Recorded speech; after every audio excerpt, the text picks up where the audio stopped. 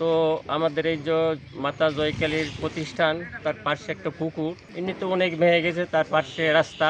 তো আমরা মান্দা প্রশাসন পক্ষ থেকে আমাদের একটা দাবি তাদের কাছে যে পুকুরটার যেন খনন না হয়, এটা আমাদের তাদের কাছে একটা প্রত্যাশা বা আশা।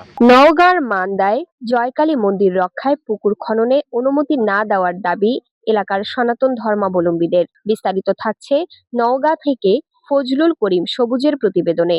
নওগাঁর মান্দায় মৈনম ইউনিয়নের মৈনম মৌজায় জয়কালী মন্দির রক্ষায় পুকুর খননে অনুমতি না দেওয়ার দাবি জানিয়েছে এলাকার সনাতন ধর্মাবলম্বীরা। সোমবার 19শে এপ্রিল সকাল 11টায় জয়কালী মন্দিরের ভক্তবৃন্দ উপস্থিত হয়ে এই দাবি জানান। বাড়ি মৈনম কানার মোড়। আমরা একটাই দাবি বা প্রত্যাশা করেছি, পুকুরটাতে কোনো যান আর মাটি খোঁড়ান কাজটা যেন বন্ধ থাকে এবং আমাদের মা কালী এই মণ্ডপটা রক্ষার জন্য আপনাদের কাছে প্রত্যাশী।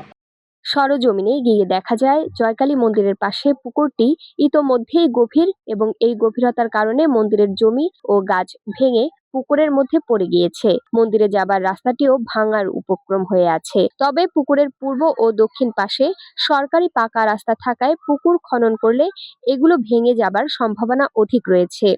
অনুষ্ঠানটা আগামী বাংলা মাস জ্যৈষ্ঠ মাসের প্রথম সপ্তাহে আরম্ভ করি আমরা, কিন্তু ইতিমধ্যেই কোনো গ্রুপ তার সাইড দিয়ে মাটি কাটার খুব আগ্রহী এবং কিছু কাটাও নিয়ে গেছে।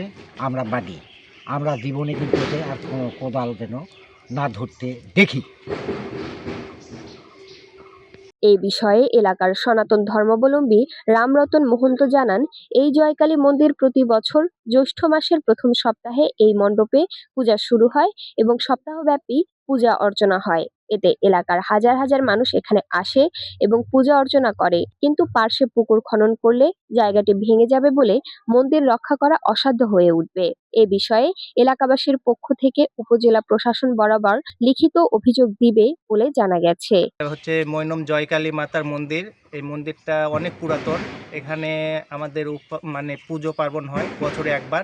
পাশে এটা হচ্ছে আমাদের স্কুলের জমি। সেই জমিটা এর আগে মানে এটা কিন্তু সমান জমি ছিল।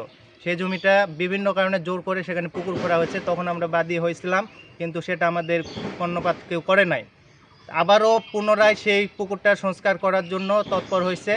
আমাদেরকে কোনো কিছু না জানে আমাদের যে মেন রাস্তা, আমাদের মণ্ডপে আসার যে মেন রাস্তা, এই রাস্তা থেকে কেটে তারা রাস্তা বানাইছে।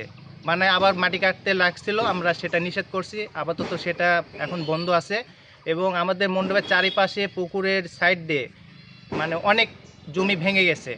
তো এটা যদি আবারও যদি সংস্কার করা হয়, এটা পুনরায় আবার ভেঙে যাবে। আমাদের প্রতিষ্ঠান আমরা রক্ষা করতে পারবো না। এটা অনেক পুরাতন প্রতিষ্ঠান।